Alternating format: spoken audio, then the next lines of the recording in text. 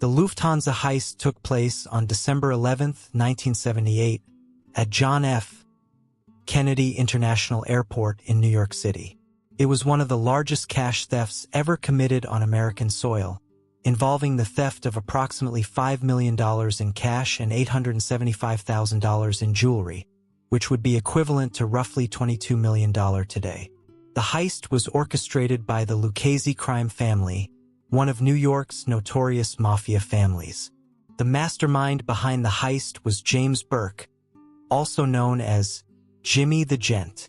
Burke was an associate of the Lucchese crime family, known for his cunning and ruthlessness. The plan was to rob the Lufthansa cargo terminal at JFK Airport, where large amounts of untraceable cash were regularly flown in from Germany. Burke recruited a team of experienced criminals, including Thomas DeSimone, Angelo Sepe, and several others. They carefully studied the security measures at the airport and obtained inside information from an airport worker named Louis Werner, who had gambling debts and was willing to cooperate. In the early hours of December 11, 1978, the gang made their move. Disguised as airport workers and armed with pistols, they entered the Lufthansa cargo terminal. They overpowered the security guards, handcuffing and blindfolding them. The gang had timed their operation perfectly, knowing that a large shipment of cash from Germany had just arrived. The robbers forced their way into the high-security vault and quickly filled bags with cash and jewelry. The entire operation took only about an hour. They then fled the scene in a van, leaving the guards tied up but unharmed. The gang's meticulous planning paid off, as they managed to escape without a trace. The heist shocked the nation and made headlines around the world. The FBI launched an extensive investigation, but the gang had left few clues. Despite the lack of physical evidence, law enforcement suspected the involvement of organized crime from the start. Burke and his associates were cautious about spending the stolen money to avoid drawing attention. However, as time passed, paranoia and greed began to take their toll on the gang. Burke, fearing that his accomplices might turn informants, began eliminating them one by one. Several members of the gang, including DeSimone and Sepe, mysteriously disappeared or were found dead. The key informant, Louis Werner, was eventually arrested for his role in the heist. Under pressure, he cooperated with authorities, providing crucial information that led to the arrest of several other gang members. Despite this, Burke himself was never charged for the Lufthansa heist due to lack of evidence directly linking him to the crime. The Lufthansa heist remains one of the most famous crimes in American history. It has been the subject of numerous books, documentaries, and films, including Martin Scorsese's 1990 classic Goodfellas, which dramatized the events leading up to and following the heist.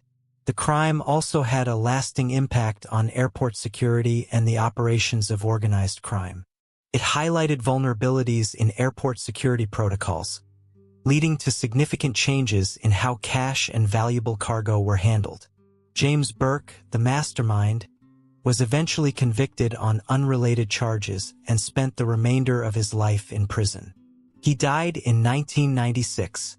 Despite the passage of decades, the full story of the Lufthansa heist remains shrouded in mystery, with many details still unknown and some of the stolen money never recovered. The Lufthansa heist is a testament to the audacity and cunning of organized crime in America, as well as the relentless pursuit of justice by law enforcement. The heist took place at a time when the mafia wielded considerable influence and power, and it showcased both their capabilities and their weaknesses.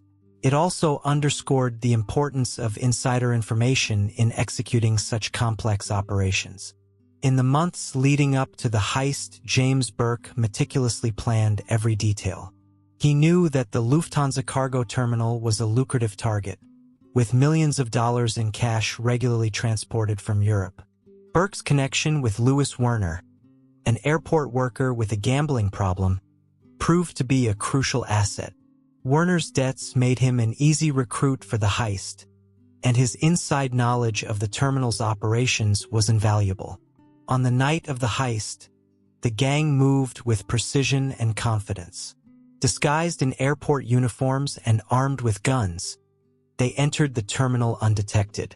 The guards, unprepared for such an audacious attack, were quickly subdued. The robbers used minimal violence, relying on intimidation and the element of surprise to maintain control.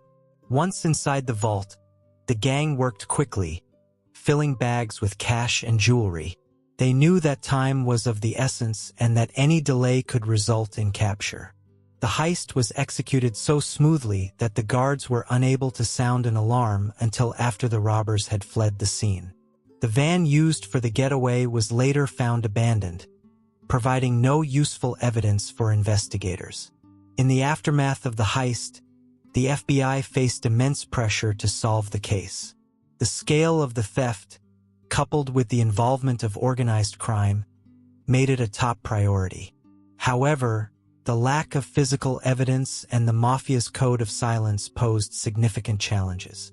The FBI's initial investigation focused on known associates of the Lucchese crime family, but leads were scarce.